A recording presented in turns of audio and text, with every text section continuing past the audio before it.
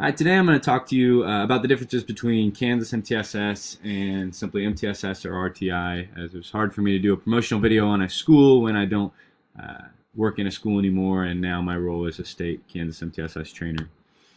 And so as a state trainer, I find that MTSS and RTI are used fairly synonymously, but when we began our job 3 years ago, our boss pled with us to specifically use our title Kansas MTSS. While at first glance this may seem like a fairly clear marketing strategy, the distinctions are absolutely critical. While most think of MTSS and RTI models as a vehicle to establish supports for struggling students, that focuses on only a couple facets of the Kansas MTSS framework. As you broaden your focus in our framework, you will find an emphasis in Kansas MTSS with not only the students at Tier 1, but also on larger constructs of leadership, professional development of staff, and empowering cultures among all groups, from in-house collaborative teams to partnerships with families and key community stakeholders.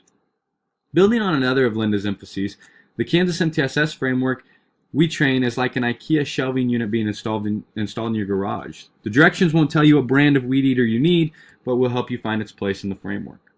Regardless of the product in place, you need strong connections and fasteners if you expect the shelf to stand.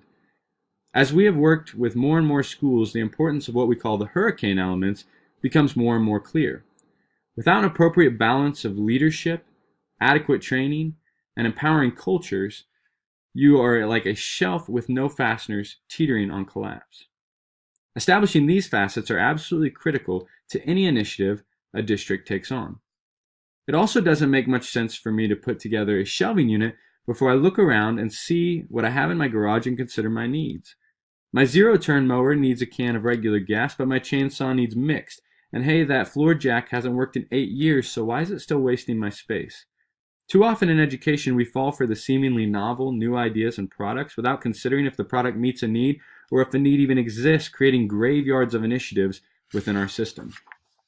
In order to take an adequate look around the garage, districts need a strong communication line for every voice to be heard and every facet to be analyzed.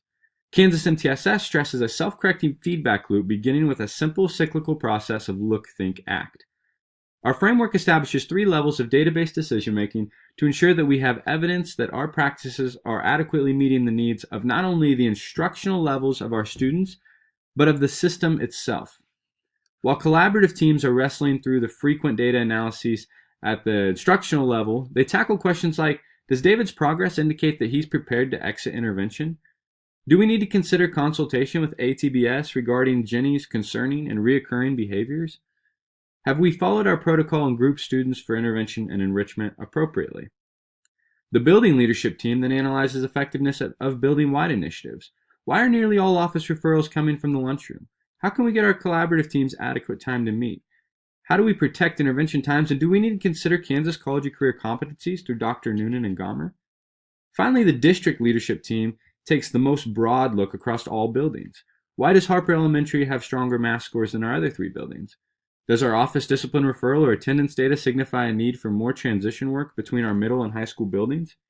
Again, these are not conversations based on the tide and agenda of mainstream of education, but rather real and timely needs based on the data we have on the system. Not only is it critical that these conversations happen at all levels, but the line of communication needs to be clear and efficient in order to establish a trusting environment and a team working towards the same goal. Between each level of the loop, there is a communication line that is personified in team members with dual membership. Each collaborative team has a member that also serves on the building leadership team, and each building leadership team has a member that also serves on the district leadership team. This self-correcting feedback loop then powers every decision the system makes from the instructional to the district level. Today, I've shown you a couple ways that Kansas MTSS is distinct, and that the framework we establish is really the district's, not our own personal packaged product. Our feedback loop goes beyond intervention and is applicable in any phase of school improvement. And for that, we've expanded to be completely customizable based on what the district sees when they take a good look in their garage.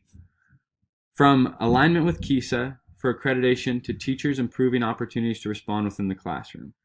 From significant needs in mathematics to poor results on a family engagement survey. Our framework has been successful in a lot of garages. For more information on Kansas MTSS, please visit ksdetazan.org /MTSS. As each of you continue in your professional careers, I hope you always consider the greater facets of any initiative, and as you enter schools as future leaders and see a potential need, our door is always open. Thank you.